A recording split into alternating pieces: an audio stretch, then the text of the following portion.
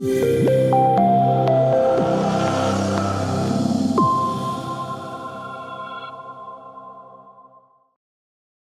your host, your moderator, Lauren Brown. I'm a doctor of traditional Chinese medicine. I practice in Vancouver, British Columbia, Canada. I'm at AcuBalance Wellness Center. We're recording this during isolation, so actually I'm not officially practicing in my clinic these days. We've been closed for a while.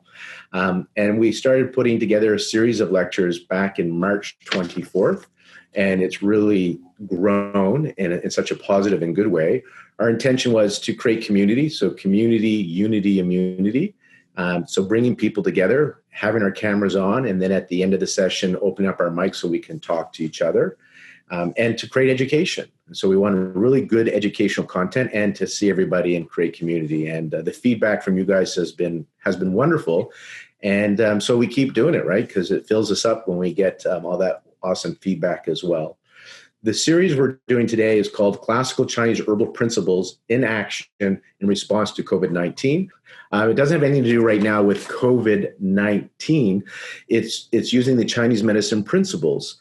And so that's what this series is about. Principles as in what's presenting in your clinic. So it doesn't matter what the name of the virus or disease is what is the constitutional issue, how are they presenting? And so there is no herb, there is no formula for the virus because you're not treating a virus, you're treating the individual. And so what is the right fit for that individual? And that can change throughout the disease process in that individual. Today, we're going to have, in a moment, Sharon Weizenbaum, who kind of got this series started, and her colleagues and students have been doing these presentations. This is number 6. And then today, our presenter is Carolyn Radice. Right? Did I say it right? Radice. Close enough. So she'll be our speaker today. I want to do a little housekeeping. And as I do this, I'm going to remind you guys that if you want to ask questions at the end of the presentation, digitally do raise your hand.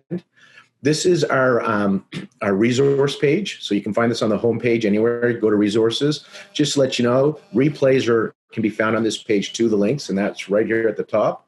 And then we have just basically sections. So you can go to your categories here. We got telehealth, Conscious Tuesday, all these fun things. And then here's the Classical Chinese Herbal Principles in Action. So you can click on that. Shows you our schedule, and this is where you can register for what's happening today. And if you want to watch a replay or etc., see here, replay, you can click on this link, and it'll take you to another page. And I just want to let you know that this is number 6, and I know we have a lot. Like today we have 2, so we have number 6 and 7, and then we have another one this Friday. And people really want to watch this. And so our intention has been and still is, we want community. We want you to come to the live webinars. We really don't want you to watch this in isolation. We want you to watch this with us. And we want you to get the information and not have it sit on your shelf. And when things are free and forever, people tend to just keep postponing it. And that you never end up watching it. And so we've been putting these short timelines on it. What we've done for this, because people really want this, and I know it's really important because you have family and friends that may be struggling and you want to be able to support yourself for them. And so we have put all the replays up. So you may not know this. Well, there's all the speakers, by the way, that are doing the series. So here they all are. This was the last one we've done. So they're all on this page, and they're going to stay on this page until April 30th. So now is your opportunity to catch up. Come to the live, and you can catch up on these recordings. So I just wanted to let you know that exists now, and they're available on the website. Do check out that resource page because we have something every single day. We have 2 today. We have something on Wednesday. We have something on Thursday. We have 2 on Friday. So do check out the resource page for that as well. I want to let you know that what has come out of this series is some mentorship. And so the presenters here, the majority of them, through whitepinehealingarts.org, you've got to contact through them. But a lot of people have cases and they're looking for extra support. And so they're offering some one-on-one mentorship with your cases. So if you're hearing all these presenters, do go through whitepinehealingarts.org and they will connect you with one of the presenters to help you with a case. I just wanted to share that with you. And also I want to let you know, along with these free resources that you're watching today here on the live webinar, we have several courses that are approved for CEU on demand in the herbal area, especially if you're doing telehealth, but just in general, if you want to fine tune your herbal skills. So speakers like Sharon Weizenbaum, she has a series of courses. They've mentioned Dr. Feng Sherlun. He's got some courses on there as well online. And Huo Wang are on there as well as many other herbalists. And during isolation until the end of April 2020, all those courses are on sale 25% off. So the website on demand is on sale for 25% off to the end of April. Just want to let you guys know that in case you want to study more with these people on demand. And Sharon also has an amazing graduate mentorship program. Again, you can find more information about it at the whitepinehealingarts.org website. And many of you have been taking advantage of her diagnosis course that she has on healthyseminars.com on demand. It's about 54 hours of continuing education credit. And we looked at, many of you are taking advantage of it because you get the 25% off. And if you bought that clarifying diagnosis version when it was 19 hours or 20 hours on the ProD Seminar Legacy site, we are refunding you that amount that you paid way back when on ProD for this updated version. And so we worked it out for some of you. If you paid full price when you bought on ProD, it's over 75% off when you put the 25% coupon plus the refund. And so I'm not surprised many of you have been registered for that course. And if you like the pathophysiology, how Sharon and the speakers have been explaining it, it's 54 hours of really going deep in that. So I just wanted to share that with you. Last thing before I hand it over to Sharon and Carolyn is our disclaimer. Please realize this is for educational purposes only. This is not medical advice. This is not intended to be medical advice. If you have a health condition, please seek out a healthcare provider. This is for educational purposes only. All right. Thank you for that slide. Now, without any further ado, I bring you Sharon, who was the brainchild behind this, and she can introduce Carolyn. Thank you. Yeah, so I do want to mention again that most of the speakers who are presenting in this series are available to give private mentoring, and you can contact them through the link that I put in the chat. And also that if you want to look at the presentations by some of the speakers who are doing mentoring, it's so great that Lauren put those talks back up, like the talk by Sally Rappaport and Suzanne Canole are back up again, and they are available for mentoring, and people have already been using that service. So, and then I also want to mention that we have something coming up that will probably be unveiled in about a week, which is we're trying to figure out what to call it, like a forum or a salon where we're going to be able to put up our cases, right now, upper respiratory cases and cases related to the virus.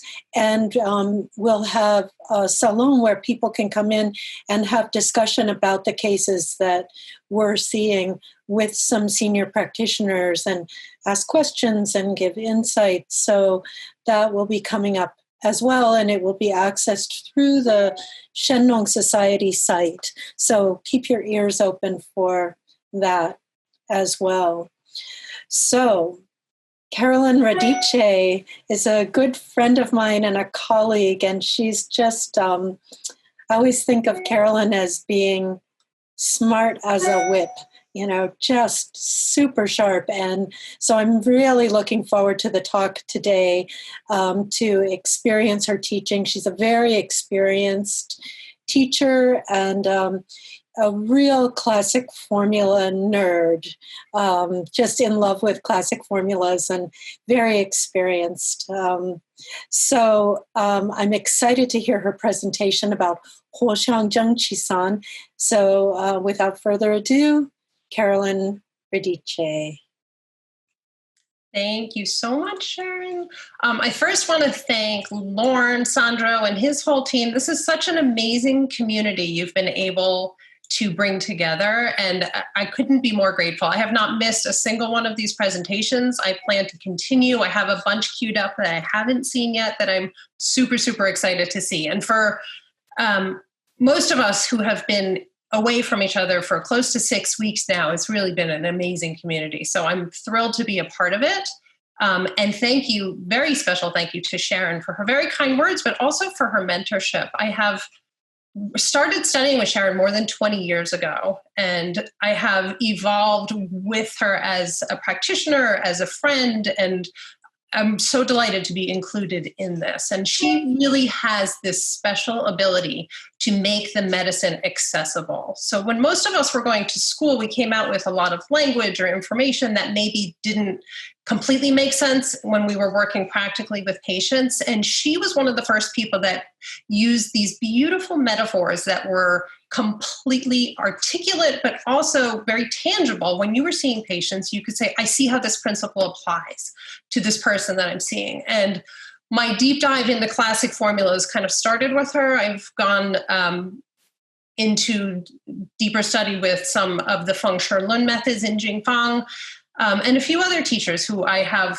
really learned a lot of helpful components to the way that I practice today. But everything goes back to Sharon. It seems like a full circle goes back. So she really is an incredible resource, and for her making this available on her site as well as going forward. So part of what she was talking about is a brainchild of the Shenong Society, which I am happy to be a co-founder with Sally Rappaport. Marnie's here today. Suzanne is one of our members who spoke the other day. And we are launching to a bunch of beta testers. Some of you today may be some of those beta testers. Our first attempts pass at gathering information about the patients that we're seeing who have this virus and how we're actually treating them clinically, which of course is challenged because we only can use telemedicine for the most part.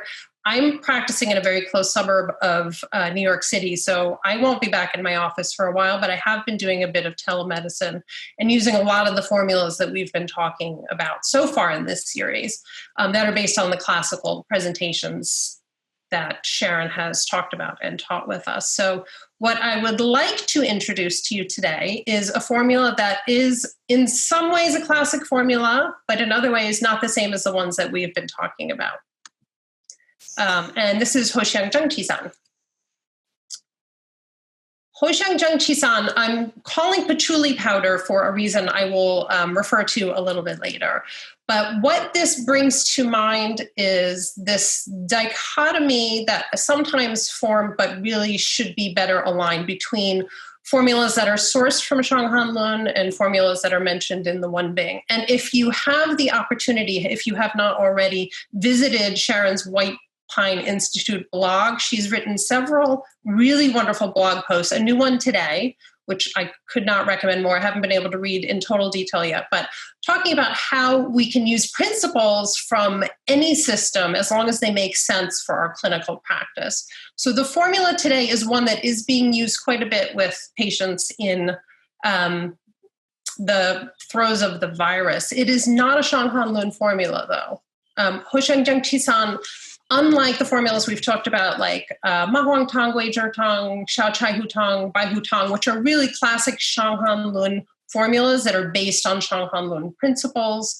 Huo Xiang Zheng Qi was actually written about 1,000 years later. So the earliest writings of Zhang Zhongjing, as you know, were Eastern Han Dynasty. Huo Xiang Zheng Qi is more of a Song Dynasty formula. And a lot of the authors that put together the series of writings that became the Wen Bing 700 years after the Song Dynasty incorporated a lot of the formulas that we talked about as Shanghan formulas, formulas that were developed in response to many epidemics that China experienced over the course of the centuries between the Han and the Song Dynasty. And there's a lot of dialogue about what were the limitations of Shanghan formulas and how can we go beyond those? How can we develop these theories? One of the things that Shanghan diagnosis and Wen Bing diagnosis share in some of the classic ways that we teach and talk about it, and this is something that Sharon has spoken about quite a bit, is viewing our bodies as something other than what is in the rest of the universe and how we need to protect ourselves from this invasion.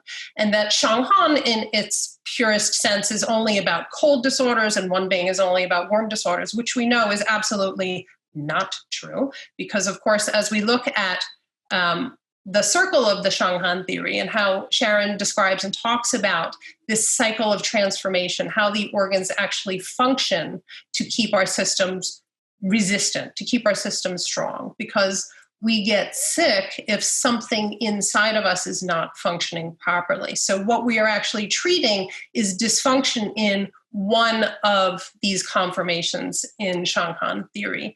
And if we can make all of these function properly, then our experience with the virus might be very different. So we're not treating the virus, as you know, we are treating the patient. And who are the patients that we are seeing that have different conformation challenges? So Sharon talked about, if you can picture her little spinning wheel in the center of this cycle, the Taiyang conformations, where if Taiyang is performing properly, it functions to open and expand the body. So if the outward opening function of the body is working properly, then the Taiyang is functioning properly. As Sally presented, the Ma Huang Tang and the Guizhi Tang formulas that will treat dysfunction in that opening and expanding. Yang Ming channel theory envelops this idea that the downward direction is blocked. So as we open up, we now need to change direction and come down. If there's obstruction in that Yang Ming descending, that's when we will see the formulas that Sharon spoke about, like Bai Hu Tang, very classic clearing heat formulas. Obviously, not a cold theory. Yang Ming is all about these excess heat patterns. And then we had the pleasure of listening to Suzanne's lecture on Shaoyang as the pivot theory, how we use classic formulas like Shao Chai Hu Tang to help transform the Shaoyang pivot to go within. And that's kind of where we're moving in today, is the yin channels. The first transformation comes through the Taiyin, and that is where we're going to see a lot of the pattern presentations with especially early stage disease and certain types of patients that's going to bring this formula into account. So the yin channels are fairly different in that they're not this active, moving, correcting principle, but more about consolidating, containing, and supporting body function so that it can actually continue to move in the four directions properly. Moving into Wen Bing theory, which if you look at the way that it's described, it's still, again, this idea that we have an outside and an inside, and that we have pathogens that are attacking us either on the outside or the inside. And how do these principles actually work for us when we're treating patients? So exterior patterns are going to be similar whether you're talking about Taiyang presentation or you're talking about Wei level presentation. But Wen Bing developed with the idea that most patterns were really about heat presentations. Some level of the body, some part of the body, be it the exterior of the body or some levels and some other parts of the body, were very stagnant and created heat patterns. So a lot of the teachers, practitioners that I've worked with, that I've studied with, have really followed a lot of Shanghan theory. And that makes sense for a lot of the patients that I work with. Wen Bing theory is not one that was, I think, very well taught or understood or explained, this idea of the four levels. And Wen Bing is not so much in a practical sense about a location in the body, but really about how we experience different levels of stagnation. So they have this idea that you have four levels from out to in, and also that you have effects on the triple burner and how you communicate from upper, middle, and lower burner, and how these sort of work with pathogens moving through your body, which may or may not be helpful in your understanding of how the medicine is going to work for this virus. The one doctor that I have studied with for some time that actually uses Wen Bing theory almost exclusively, if you have studied any dermatology or want to, with Mazen Al-Kafaji, who will be starting another series of his 2-year internship lecture. His theories on Wen Bing based on dermatology really use the language of Wei level diseases and Qi level diseases and blood heat diseases that apply specific to dermatological presentations. And I think there is some incredible responses that patients have to his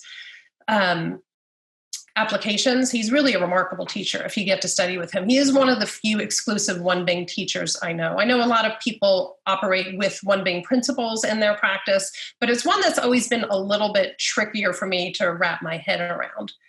So I'm going to try to walk with you today through how we use some of the Wen Bing presentations and apply them to some of the other classical theory that preceded it by almost 1600, 1700 years, because nothing in Wen Bing really did not start with Xiang Hanlun. So our diagnoses and our applications are going to be very similar. So let's look at how worm diseases are described in the Wen Bing.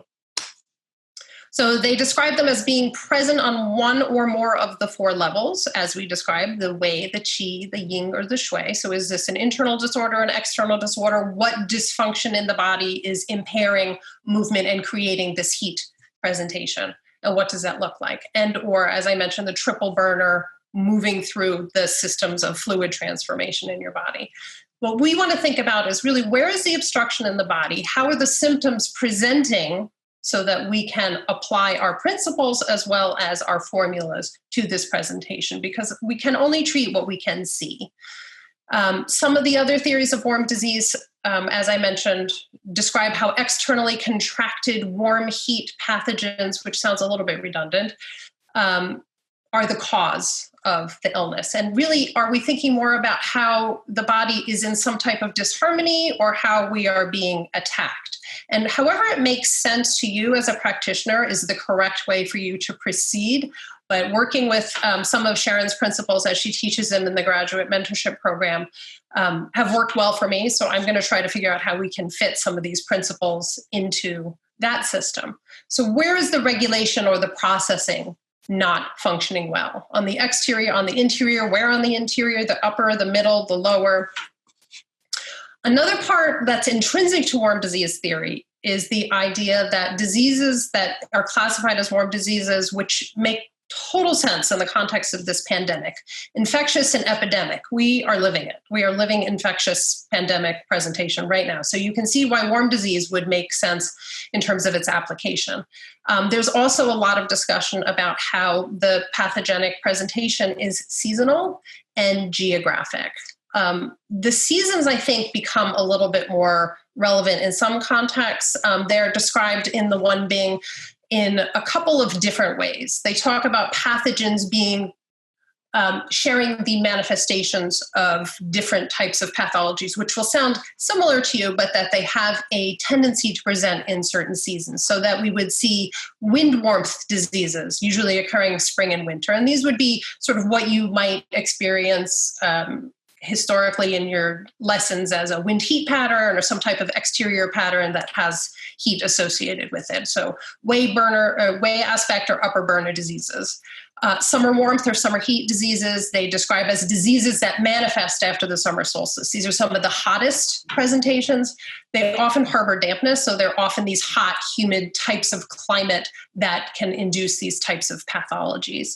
And those usually manifest in the Qi aspect. Damp warmth diseases, with the emphasis on the damp, which is where we're really going to focus today, exists in all seasons. It is said to be stronger between the summer and the autumn when dampness and heat steam together.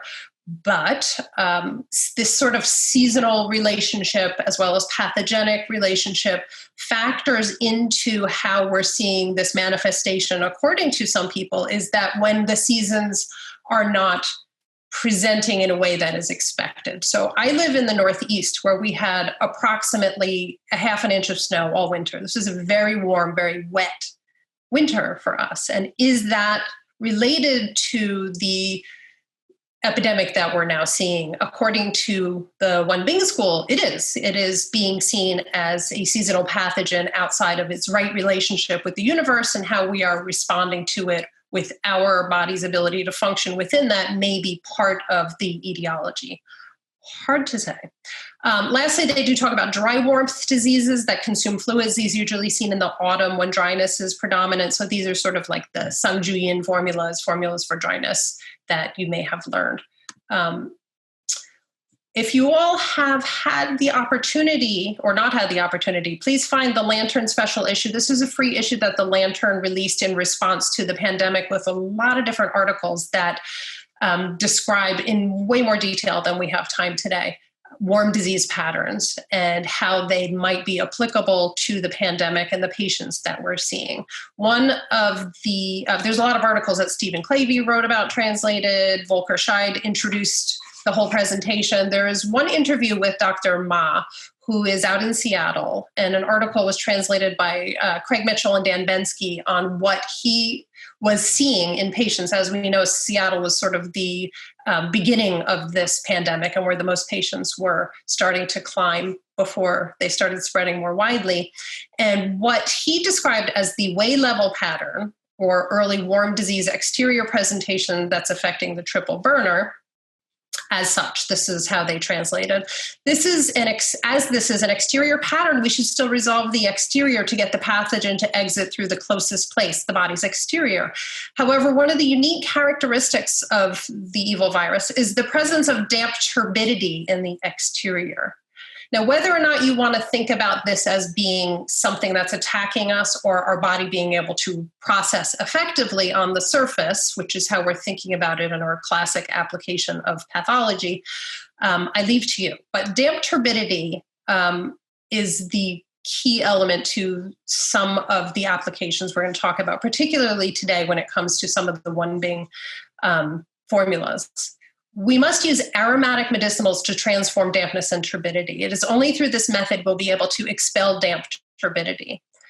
Aromatic medicinals, you will see, make up the bulk of the Huo Xiang Zheng Qi.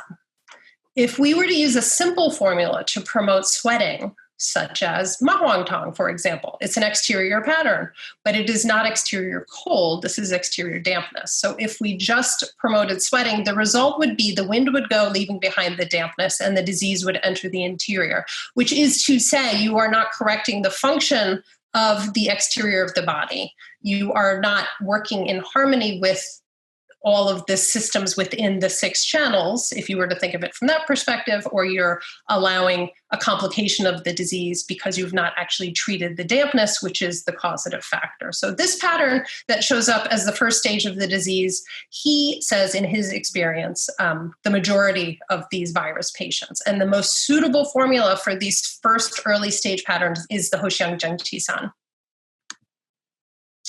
So if we look back to the Wen Bing, which did have chapters on Huo Xiang Zheng Qi, even though, again, it was written 700 years before. It adopted many Shanghan Lun formulas, many Song era formulas. The Wen Bing chapters actually on Huo Xiang Zheng Qi are summer heat diseases. And there are some people that speculate that this has properties of latent summer heat and dampness that brewed and lodged. And I don't know if I entirely agree with that principle, but the damp is fairly clear.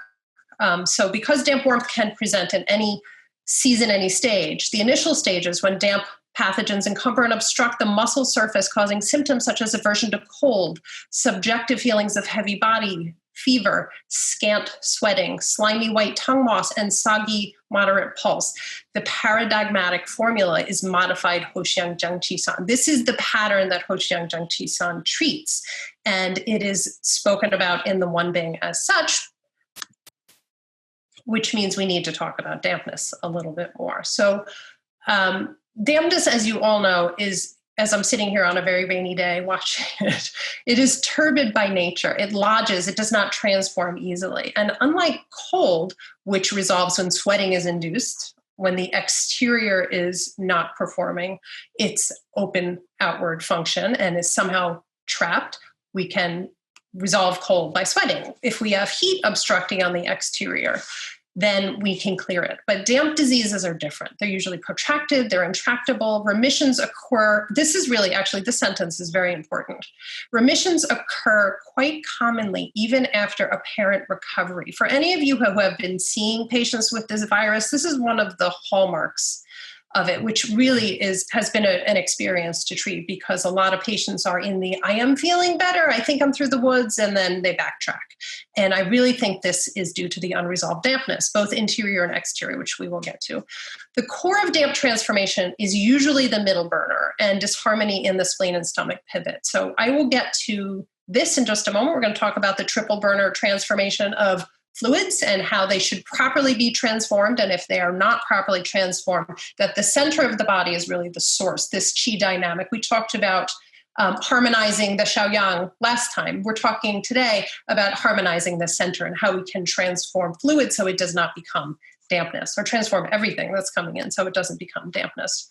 Another factor that makes damp really complicated in these viral presentations is that damp stagnates into heat more slowly during early stages, which is what Huo Xiang Zheng Qi is treating. And the heat signs don't tend to be very strong. So we will see not a lot of heat in this pattern. Even though it's in the treatise on warm diseases, this is not a hot pattern. And in fact, all the herbs in the formula are themselves warm. So, of course, I went back and thought, well, how are patients actually presenting? So I went to the CDC website and I said, these are the patterns that they present. You go right to their homepage: fever, cough, shortness of breath. This is what we know that patients are presenting with, and they think, oh, I must be suffering from this virus in some way. And for most patients, this will start within 2 weeks of exposure. Most of the time, between 5 and 7 days seems to be the earliest start, but according to the WHO, and most of these reports are coming from China and Singapore, they don't have as much information because we're still gathering it in this country. 88% of patients had fever and 68% had dry cough. So what about the ones that did not have fever? Or what about the ones that did not have dry cough? What else is going on with these patients? So that was something that resonated with me when I looked at the symptoms, and I realized why this formula was being used. Other symptoms include extreme fatigue and weakness. This seems to be an incredible hallmark of all of the patients that I have a handful of patients. It's not like I'm treating dozens, but they all are so knocked out. They tell me just walking from my bed to the restroom, I have to stop for a minute and catch my breath. I'm just so incredibly knocked out. Or I can only listen to podcasts. Even opening my eyes to watch TV is too much. Lightheadedness, dizziness, headache, a specific type of distending, heavy headache that we'll see in damp diseases, stomach issues of a myriad of types, which we will talk about. Sore throat can present on the early end, nausea and vomiting. Huo Xiang Zheng Qi was written about as one of the formulas that was used for what is called sudden turmoil disorder. If you're familiar with that term, I think it's such a great term, the Huoluan disorder. Sudden turmoil is simultaneous vomiting and diarrhea, which sounds like sudden turmoil to me. And using this formula as one of the main applications is something that I have done historically for all different types of what you might think of as like a stomach flu or something like that. It is often thought of as a GI formula for that reason. And a hallmark of not just dampness as a pathogen obstructing, but also this particular viral presentation is this loss of smell and taste for some people seems to be one of their earliest and one of their most prolonged symptoms. So there are some people who've really gone through the full recovery and yet are still not entirely back to their full sense of smell and taste, which makes perfect sense from a dampness perspective. I did a little further digging on these gastro symptoms because Huo Xiang Zheng Qi is really thought of as a sort of stomach flu formula. And these are all from the last several weeks. The American Journal of Gastroenterology did a review of patients, again, mostly from China and Singapore. 50% of patients had some GI symptoms. That's a lot of GI symptoms. So you're not seeing this listed as the main things to look out for when you see this presentation, right? Fever, cough, shortness of breath. Some patients have very low fever. Some patients have no fever. Some patients have outrageous fever, which goes on for many, many days. That's beyond the scope of this formula. But no fever, low fever, sure. But a lot of patients with problems processing in the middle. So we're going to talk about the poor appetite and diarrhea. You can go to the Cleveland Clinic page. They actually did some research into patient reports and found that the stool samples stayed positive for much longer than the respiratory samples for this virus. So we know it is hanging out in the digestive system for a long period of time. Interestingly, they also reported that a number of patients actually presented with digestive symptoms a couple of days before their fever and respiratory symptoms presented. So to just sort of be on the lookout for those kind of things as maybe being part of this pattern. They also presented another report where a few patients, but they could be the patients that you see who have GI symptoms and have no respiratory symptoms at all. A lot of these patients are not being tested, and testing being a whole other problem here. Access and quality, et cetera. There's probably a lot more patients who are presenting with GI symptoms and not respiratory that may or may not be included in the population that's affected. They did say if loss of appetite and loss of smell was included, though the GI signs and symptoms were about 1 out of 4, 1 out of 5 patients were going to be showing some GI symptoms as well. So it's not just respiratory. So going back to our Huo Xiang Zheng Qi, which is what we're talking about today. Again, this is a Song area formula. It is not a Shanghanlun formula. Huo Xiang itself as an herb is not even one of the Shenong herbs. It was used traditionally for summer heat, is probably what a lot of you remember it for, as a summer heat herb for when there's a lot of dampness and heat brewing and you need to steam out the dampness, as well as Huo Xiang Zheng Qi being used for summer heat kinds of patterns. Other formulas that were in the Imperial Grace Formulary seem very familiar to you, I'm sure. Pingwei San, Archen Tang, Chuanxiong Chatia San, Suzijiang Shitang, and some of the tonics like Sujunzi Tang, Suwu Tang, and the ever popular Xiaoyao San. These all came from the same era and evolved as a response to perhaps some limitations to the formulary that was available for not just epidemic diseases, but treating patients with the standard Shanghanlun formulas. So because I'm used to interacting with students, I just popped over to the chat room. So fever is not mandatory. You can see low fever, you can see no fever, you can see high fever. It is a symptom that is not distinctive of anything. So we're going to just look at it in context when we get to it. The blood clotting is actually really interesting, and that comes on a little bit later and is a little beyond the scope of this particular presentation. So hopefully we'll be able to get to that in later ones. So let's look at our formula, Huo Xiang Zheng Qi.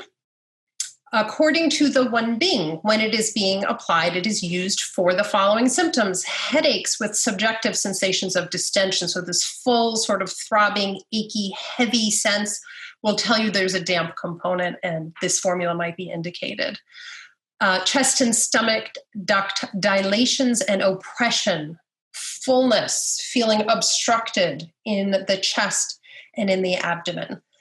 That obstruction is going to impair how well the transformation is happening in the middle burner, which really is the pivot for all the organs in the body. So how well we're taking in and how well we're using what we're taking in and eliminating it and processing it. If you're not processing it, you are going to get oppression and stagnation, and you may get some reversal in things like nausea and vomiting, diarrhea, vexation and agitation. These are some seriously vexed patients. Skin heat with sweating, subjective sense of heat, or tangible fever on a thermometer. And in severe cases, clouded spirit and deafness, which we're going to read as a metaphor for obstruction in your senses like brain fog. This is what some of my patients tell me. I just can't focus. I can't think. I have issues with my sensory orifices in seeing, smelling, hearing, etc. If you go to the formulas and strategies text, the indications for Huo Xiang Zheng Qi, which make you think, yeah, this sounds like early stage or mild stage COVID patients could really benefit from this formula. Fever and chills, headache, these suggest to you there's an exterior component. A sensation of fullness and stifling in the chest, pain in the epigastrum and abdomen. Again, obstruction in the transformation and processing in the middle burner. Nausea and vomiting, borborygmus and diarrhea is a sign that that transformation is reversing or causing some type of stagnation to cause a rebellion within that middle burner. The loss of taste and smell are included here. White, greasy tongue coat, which is actually one of the hallmarks, it seems, of this particular pathology. The so-called COVID tongues are really something to behold. And because we don't have access to moderate Sagi pulse, we're just going to assume that they have it. I have some practitioners who are trying to get their patients to take it, but I don't think that's going to work so much. All right, so how are we going to apply this formula? What are its actual functions? So Huo Xiang Zheng Qi is spectacularly good at releasing a mild exterior presentation. So helping with, if we translate it to our Shanghan Lun pathology, processing at the surface. So helping opening and expanding and rising and clearing anything that's causing an exterior symptom. It is also incredibly useful. You will see when we look at the herbs at transforming dampness. It is comprised of a lot of aromatic herbs that will steam and transform. They are not heavy-handed in the way they do it because dampness will not respond. And most importantly, restore the normal qi dynamic, particularly within the center, within the taiyin, so that we can functionally transform this dampness and get the entire system working more efficiently. So starting with regulating the exterior. Kathleen, skin heat with sweating would be the subjective sense of warmth, perhaps with sweating, which I'm going to get to right now. So fever and chills are exterior presentation. We know that if we have some obstruction in this up and out movement, we're going to have obstruction creating some heat, and that obstruction also impairs the warming function, so we will have some chills. The aches and pains in the joints, the muscles, especially the head and the body, have the characteristic sort of heavy, achy sensation. And as I mentioned on the next page, that's sort of coming down with something feeling. I feel this heavy achiness. I think I'm getting sick. That's kind of characteristic of this damp on the exterior. Again, the pulse is not going to be so useful for us. The sweating on the exterior could be very mild, depending on how much dampness there is. It could be kind of dewy sweat or completely blocked, depending on your patient's presentation. So this is kind of a run through of those symptoms. And again, one of the most useful tools, even in telemedicine, if you've been able to see these patients, is the tongue. At this stage, meaning the stage where you have some early damp on the exterior with Huo Xiang Zheng Qi, you might not get some really strong changes. There might be a little puffiness or a little moisture or a little thin coat, but it's usually not as severe as it's going to get. If it's different for that patient, that might give you different information if they're an ongoing patient. Back to the lantern issue, how we are treating this dampness on the exterior is really important. So Dr. Jin Zhao has an article in there where he discusses emphasis is focused on this dampness, again, even in severe disease stages, where this formula is not for severe stages. It's really for milder, earlier stages. It is key to get the body's pores to be open and exchange materials of life in regular fashion. So that has to do with our processing on the exterior, how we are moving through the world and integrating with it. Very cold and bitter herbs can't be used precisely because they will lead the qi downwards and close the pores like doors. So the idea that you have heat being treated with cold and bitter, we have discussed before. Sharon presented that. Commonly bitter is the flavor of herbs that will drain heat down, but that's really important to know when and where the bitterness should be used. And things that are cold and bitter include a lot of the antiviral herbs and medications that patients are taking, including antibiotics and antivirals, and they will not release in the way that we want this damp to be released, but they will stagnate and pull in because the nature of cold, is going to be more stagnating.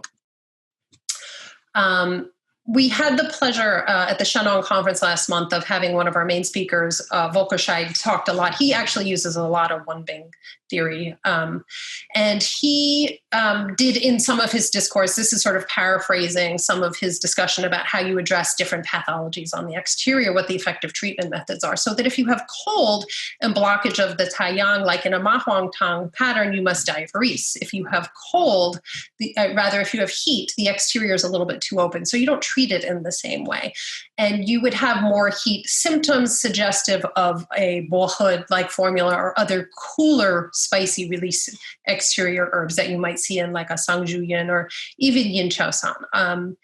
What we're really focusing on is the damp presentations on the exterior that seem to dominate this virus presentation. So should not be using sweating as a treatment principle. It is best to promote fluid release through urination. Now, this is going to apply more to the stronger presentations than the Huo Xiang Zheng Qi-san, and Sharon's talk this afternoon is going to go into this in more detail. But I like the analogy that he used, that like a teapot, you must remove from the bottom. So you pour out a little bit, but you always have a little bit of venting at the surface, and the best way to vent is with an herb like Huo Xiang, which we will see. So that's our first treatment principles, resolving the dampness. So we know we have this damp, achy, maybe feverish, maybe dewy sweat kind of presentation in our patient. And where did that come from? How do they have this accumulation on the exterior? In my estimation, a lot of these patients kind of started out with some type of tie-in dysfunction to begin with, which made them more likely to develop this type of presentation. So accumulation of dampness will come from tie-in dysfunction and tie-in pathology, which we haven't spoken of so much yet. But as I started to reference, we have this relationship, a different kind of pivot in the middle, where the spleen and stomach work in right relationship to take in everything from the environment that we eat, that we drink, that we feel. So our emotions come through, our lunch comes through, everything comes through. And if the spleen is able to work efficiently, it can transform everything we're taking in, keep all of the good clear parts, and transform the waste products and get rid of them efficiently. If there is the inability of this pivot to actually turn because it's either overloaded in some way, which makes me think of like the healthcare workers at the hospitals in New York right now. They can't do their job as well because they're just overloaded. This is sort of how I'm thinking about the spleen in this context, but it's such a common disorder that I treat in my patients who just don't process well. Even if you have the most spectacular diet, I eat really clean. If your spleen can't transform it, your pivot is not working well in the center, there is no way you're going to be able to make good quality qi out of that and make good energy and transform it into the zheng qi you need to function well on all the levels, on all the systems of your body. So if that up and down pivot is out of right relationship and you're not getting transformation, everything gets stuck and that will turn into dampness. So this pivot must be harmonized. This is one of our treatment principles when using this formula, but for tie-in patterns in general, is helping that pivot function better so that the pathological dampness can be eliminated from wherever it presents. This stagnation and poor transformation will tend to lead to this accumulation, which we call dampness and leakage from the body.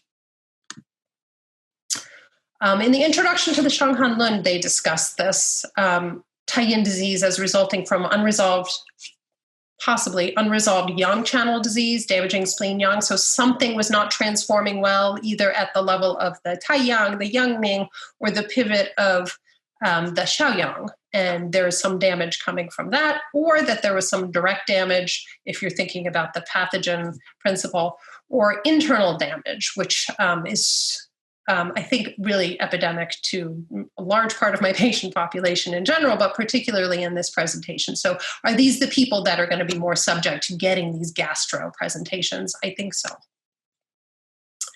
I did want to bring in Sharon here because I think she really has a great way of articulating it. I was going to paraphrase, but I think it's better to just quote her directly so I don't misrepresent. The function of tie-in is to absorb and steam upward the warmth, nourishment, and moisture from the products of digestion as they move down the digestive tract. And I will include everything that moves through our body has to get processed at the tie-in pivot. So if it is not pivoting well, the pathology can be summarized as a lack of absorption of warmth, nourishment, and moisture. So all of these will be impaired, and there will be fluid loss or accumulation rather than absorption. So you will see things like diarrhea, you will see things like damp accumulation, and some of the internal damp symptoms we're going to talk about. The treatment of tie-in restores the storage function of absorption and steaming, which is essential for our body to function as well as it could. Briefly, Sherry, how many days are considered to be an early stage? It really depends. It could be hours. These patients change so quickly.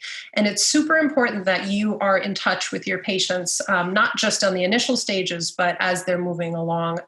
I have patients who I'm treating, I speak to once or twice a day as they're going through this. And if they are able to get in touch with you when they're starting to show these types of patterns, you may be able to help them process this a lot better so they don't actually fall into the deeper, more complex, more life-threatening conditions. I mean, this is something that I've never worked with before. So it's really hard to say.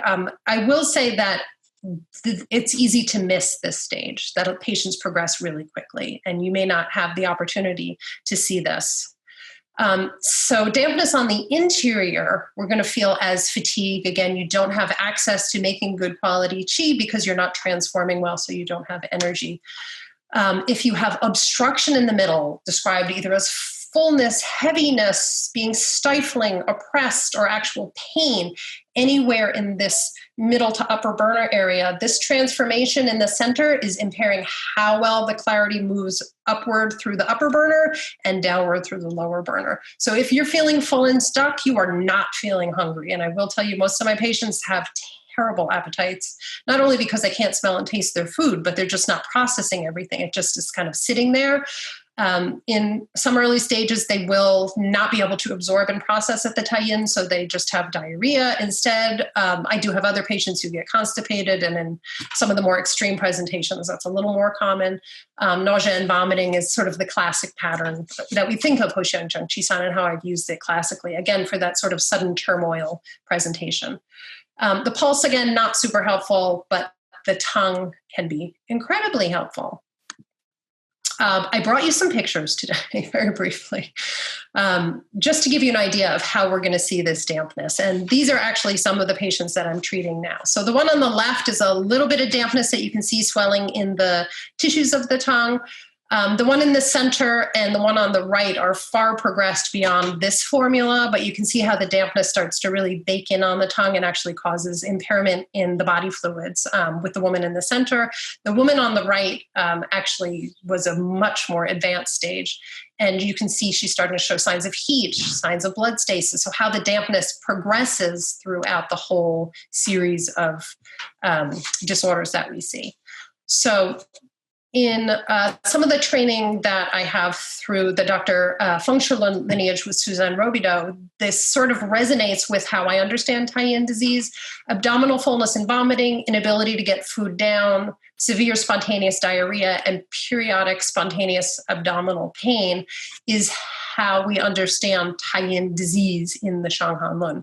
If you purge that using bitter cold substances, you will essentially create more complications and hard bind below the chest, which essentially means you are stagnating that middle pivot even more. So it is the exact wrong treatment to use bitter and cold drugs and herbs for these types of patients. Tai-yin disease should be treated with warmth, not with purgation. If one fails to heed these words and erroneously purges, this will increase the vacuity of the stomach and room dampness accumulation, which will result in transformation of cold, manifesting with the hard bind. So this is really important when you're treating dampness diseases in general, but especially in this syndrome. The third treatment principle that Huo Xiang Zheng Qi-san, which is actually its name, Zheng Qi means to rectify the qi. So if the dampness is transformed, you can enable tai-yin to function properly, and that middle burner pivot is able to transform everything that's coming in and moving through efficiently. And if that is transformed and the tai-yang also is resolved, then you have proper processing at the surface as well in the center. You correct the dynamic in the center, the qi will be rectified. So essentially correct. We have all of these dynamics that need to be harmonized, right? Yin and yang, qi and blood, yin and wei, the xiao yang. Here we're focused on the spleen, stomach, and the center, which is really essential to the functioning of both the upper and the lower burner. So if we remove the blockage, we will restore the function, the right relationship of that middle burner dynamic returns, and our signs and symptoms should resolve. Let's finally look at the formula. You can tell just by glancing at the formula that this is not a Shanghan Lun formula because it has 13 herbs in it. Shanghan Lun formulas tend to be these nice little discrete formulas that you can kind of combine in different ways. And Huo Xiang Zheng Qi-san actually, although it is kind of a big formula, has other formulas contained with it that are very familiar to you. So obviously leading the parade is the Huo Xiang. If you look at the dosage list, the second column, you'll see some very high doses followed by some in parentheses. The high doses are actually from the original form of Huo Xiang Zheng Qi, which was a powder, so that those were the powder doses, the 90, the 60, the 60, the 30, and you make this giant powder draft that you decoct in water in a powder form rather than a raw herb form. The ones in the parentheses are actually if it was in the Tang or decoction form. So you're using 12 grams of raw herb as opposed to 90 grams of powder and making this giant vat of Huo Xiang Zheng Qi powder. The other thing I want you to look at before we go through the herbs is the channels and the properties of the herbs in this formula.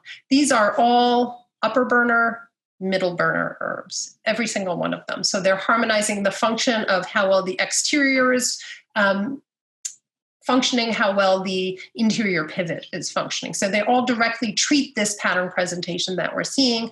And the acridity, which is really the lead property, this is a warm and acrid formula. There's not a single herb in here that is cold. Not a single one is bitter. Some of them have little bitter components, but they have an acridity that helps them expand and open and steam and all the things that we want dampness to do. And they do it with warmth. So it's interesting that this was adopted into the treatment of warm diseases, but it really is about damp warm diseases with the accent on the damp. Some of the formulas that are within the Huo Xiang Zheng Qi that may have influenced its development.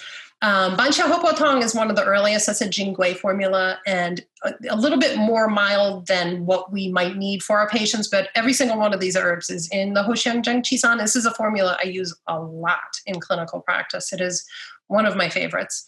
Pingwei-san and Tang were actually developed at a similar time at that Taiping Song era. And they have similar principles. These are all damp formulas. So the Pingwei is cold damp that we see in the middle burner. We have a little bit of warming, a little bit of transforming. Tang, which takes into account the upper and middle burner, transforming the accumulations that can be phlegmy. A lot of people think of this as the plum pit formula. I use it a lot for digestive and respiratory disorders of various stages in combination with many formulas. And Tang, which is sort of our classic damp phlegm formula. So of course there's got to be elements of that, the two aged.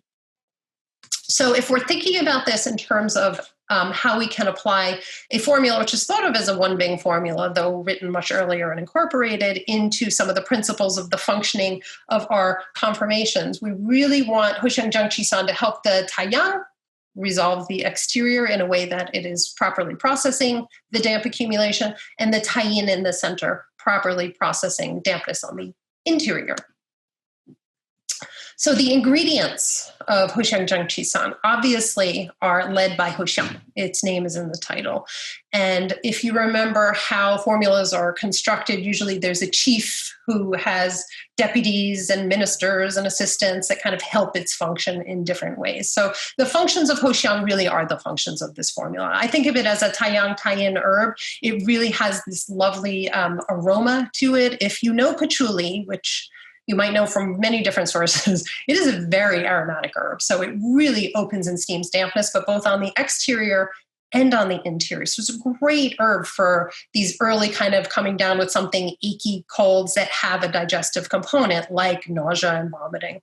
It is a very spicy, warm, light opening herb that will help resolve the exterior. And you can see it in its presentation. It's this beautiful spreading, opening, aromatic herb. And that's exactly what we want the formula to do, is lightly steam through the surface and process the dampness with a little bit of warm acridity in the center. I did specifically refer to this as the patchouli formula. Many of you might know this as the Agastache formula. But one thing that I learned from Eric Brand, who is a scholar on these things, that the Pogastamon version actually is the preferred version of the patchouli herb. There are two different ones that might be known as Agastache su Pogastamon. They're considered interchangeable, but if you can get the Pogastamon, that's actually your preferred one. It has stronger functions. The deputies. We have two sets of deputies that are going to help the Huo Xiang function to resolve the exterior and resolve the lack of transformation on the interior at the Taiyin level. And these are both, one is a peel, one is a bark, you know, the Hopua and Chenpi. which reinforce the actions of the chief herb, the Huo Xiang, to transform dampness. We just went through magnolia season here where I am in New Jersey, and it is breathtakingly beautiful. All of the little silky pink leaves that you can see, petals rather, have fallen.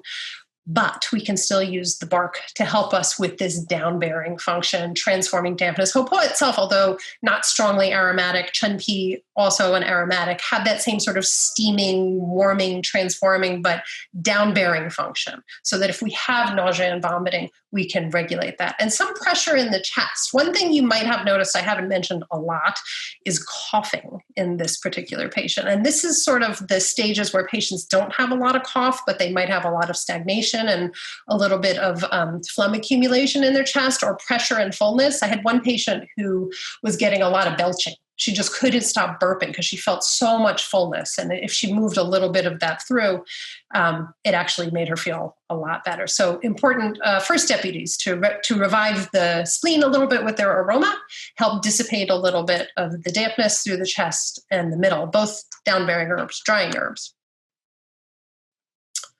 Okay. And the second deputy group, whoops, went a little far, sorry.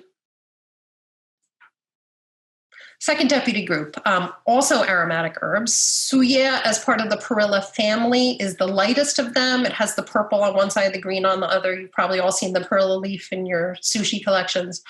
One of the loveliest aromatic light herbs that's similar to the whatever you want to call it, the patchouli, helps open and lift the exterior, but has the ability to transform dampness on the interior so that it helps with nausea and vomiting. I use this a lot in, for example, morning sickness or sugong, the stem, as well, for patients who are having nausea and vomiting with morning sickness. It's very light, it's very well tolerated, and it's really helpful to regulate the taiyang and regulate the qi dynamic in that middle burner by down-bearing it. And it's combined with Baizhi as a second deputy, which, if you have ever smelled it, is one of the most aromatic herbs. I always thought it smelled like pancake syrup. It's a little bit intense, but it's really aromatic. It tends to open upward, so it's really good for these frontal headaches that are heavy and achy, or sinus congestion that you might see with the dampness that's accumulating on the exterior. So lovely deputy contribution from these two. Then we move into a few assistants. The first level of assistant work together to down-bear qi and dry fluids. So banxia, as it is included in banxia hopo tang and many, many other formulas, is used specifically because it strongly down-bears qi in the lung and stomach. It helps stop vomiting. It helps dry damp phlegm in the center. It is one of our most drying herbs. And in combination with dafu pi, which works a little bit lower. So it will regulate like the hopo and the chenpi, but work a little bit lower. So if you, I remember one of my teachers saying dafu pi was called the big abdomen peel because it looked like a big abdomen, and it's used for the sort of swelling, fullness, distension that you might see in the abdomen associated with dampness and non-transformation in the center. Our second assistants bring another component to the formula, which is not just damp transformation. These are both drying herbs, Baizhi and Fuling, both dry dampness, and they are a classic dui yao for regulating the taiyin function. So they work together to not only dry dampness, but also support the taiyin. So these actually make this formula a taiyin supporting formula. They strengthen the spleen's ability to actually function, transform, and have, particularly in the case of Fuling, a mild diuretic action to drain a little bit from below. So to help move the fluid through the body in a way that's going to be helpful and not harmful, not drive it deeper. The third assistant, this is one of my all-time favorites. This is actually a photo from my garden from last summer that I'm sharing with you because I just love this herb. Jiagang is in a lot of the formulas that we've seen because it's so important to open and expand the lung and really get that qi transformation in the upper burner moving. And you can see it in the platycodon flower. They're this brilliant purple-blue color, and they sit, you can see, like a balloon. That's why they're called balloon flowers, and they open up to the sun. So you can see the petals are just starting to open on this one. It grows beautifully here. It's one of my truly favorite herbs to use clinically. Obviously, we're using the root of the jiagang, but the flower is pretty spectacular too.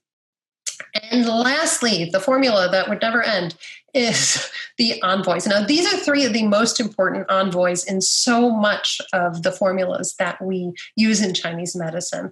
The Jiangzhao Cao triple hitter. This was something that we called, and I've used this term with my students for many years, the three amigos.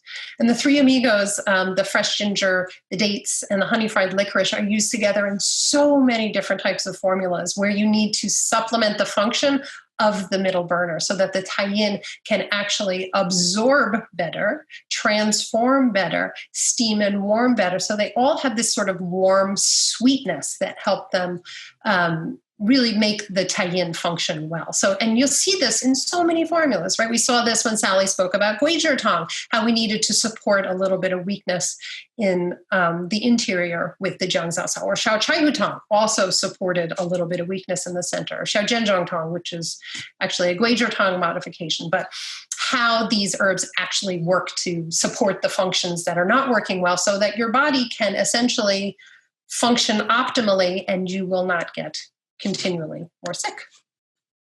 So traditionally, as I mentioned when I presented the formula, this was ground to a powder, hence the san name. So this is a little bit different than granules. My understanding is granules are prepared traditionally as a decoction and then made into their granular form. The Jusan traditional san preparations that were pretty popular with Pingwei san and Xiaoyao san and Huo Xiang Zheng san in the Song era were actually grinding the raw herbs to a powder and cooking the powder. Now, all the herbs were done this way, except for the fresh ginger and dates. You actually would throw a couple of grams of ginger and maybe a date or two into the cooking brew of your powder, your jusan, and you take this draft together to treat the syndrome that we've been discussing. You can prepare it as decoction in the lesser doses. As I mentioned, they exist in the parentheses, but usually it's a fairly short cook time because, again, we're working with aromatics to help steam out dampness. And as long as you have aroma, you risk cooking it off and losing the benefits of the formula as you're moving through.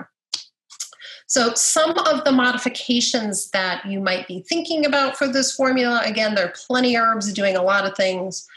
If you see a lot more dampness in your patients, for example, their tongue seems more swollen or coated or moist, or they're having a lot more diarrhea, it might be recommended that you use Sangju.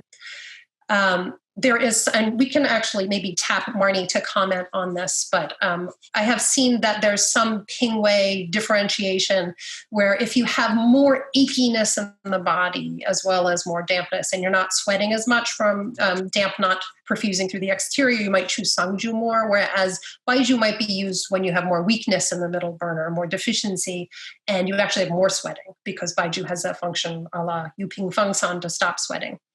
If your patient has more diarrhea and you need to treat a little more acutely, you can use a chow form of baibiando or yiren to help the fluids transform a little bit better and stop the diarrhea. In the case of exterior signs and symptoms, Jingjie and Fangfeng are a common modification. So Jingjie and Fangfeng, a lot of exterior presentations, but if you had more congestion or other signs and symptoms that were class of an exterior presentation. In the scanty urine type of patient who might be suggesting to you that fluid is now accumulating in the lower burner, fooling might not be enough. So you might need to add some diuretics to help actually drain out a little bit through the lower burner, like a mutong or tongcao, depending on what's available to you. So I know some people can't get mutong or zuxia to help transform fluids a little bit. How am I doing for time? We're cruising here. Okay, we're almost done. This is my last slide. Yay. Okay, so Sharon is going to be talking about this formula along with Sanmen Tang, and I was going to do a little bit of comparatives, but I'm going to leave it for her to do and expound upon. This is actually a combination that clinically I think has been more useful for me for the patients that I've seen. Because again, the Huo Xiang Zheng pattern comes very quickly in some patients, and unless you sort of have your patients trained to get in touch with you, as soon as symptoms approach, you might miss them and they might start progressing a little bit more, so that the encumbrance on the lungs and the impairment of the qi dynamic in the middle starts really impairing the chest a lot more. So the fluids are stagnating more, the chest pain is more and you're starting to see more cough. So you might need to do more draining and opening in a different way, which would lead you more often to maybe like a Huo Xiang Zheng. I've used a lot of Xiao Chai Hu Tang variations. This is one of them with patients. And again, Sharon will expound on this a little bit more this afternoon in a few hours after this presentation. I did really want to get for you a pure Huo Xiang Zheng Qi San presentation so you can see what it looks like, but I think you get the idea of the picture. But again, most of the patients I've seen have really progressed more into this Xiao Chai Hu stages or further into Ma Xing Shurgan stages, and sort of where we're starting to see a little bit more depth into the lungs. But if you have digestive dysfunction, some exterior not resolved kind of presentation, so you're not perfusing really well, Huo Xiang Zheng Qi San might be a great one to have on hand. There are versions of this I know that come in liquid form, so you may be able to get some version of that and have it handy. It is great for sort of these stomach bugs that pass through that people might get a little bit of febrile presentation with. It's a great formula to know anyway, but in terms of treating these types of patients, it at least gives you a glimpse into how the pathology is progressing and how you can treat it in some of the more milder presentations and then modify it accordingly, according to your patient's presentation. So I was going to go in so many other thousands of tangents, but I'm actually going to go ahead and stop there. We keep mentioning there's other courses in this series. So I just want to let you know, when you go to the resource page, and by the way, Carolyn, brilliant.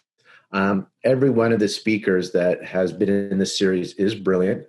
So hats off to Sharon Weizenbaum's graduate mentorship program.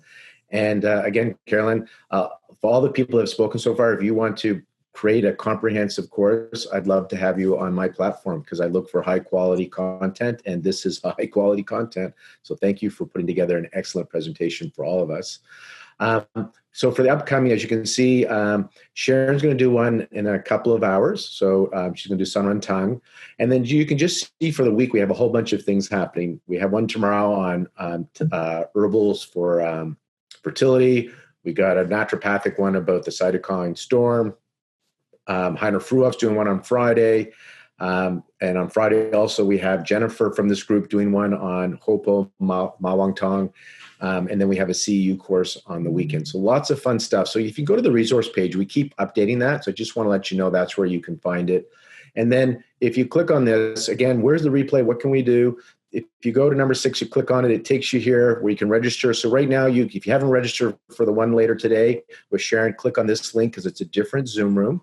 And then the one on Friday is available now. So you can start to register for that. And then if you want to watch the replay, click on here and it'll take you to this landing page where all the series are. And we'll work on something. People have asked for handouts. So we're working on an idea for you guys as well. But you can see they're here. And we're going to keep them up until the end of April. I want to just express some gratitude. So Sharon, thank you for coming up with this idea and organizing this, bringing your colleagues together. Carolyn, thank you for an amazing presentation. Really enjoyed it. And I just watching these presentations, I mean, all of them, we have this series, but just everything that's been on our resource page so far, there are some brilliant, top-notch practitioners that are presenting. It makes me feel really good what we have in our profession. And then I know some of you on here, and you guys could be doing the same thing. So we got a really good tribe happening, and that makes me feel pretty good on the inside. And then I want to just express gratitude to Sandro and Lorianne. I'm part of Healthy Seminars team because the three of us are going with lack of sleep, but we're loving it. And as long as we're in isolation, we'll keep putting out content. We've been putting out daily, often twice a day, twice on Monday, twice today, twice on Friday. There'll be 2 webinars. When isolation gets lifted, we will continue to do these resources, just not daily, but we'll definitely keep doing this. And I want to thank you guys for showing up and thank you for your questions.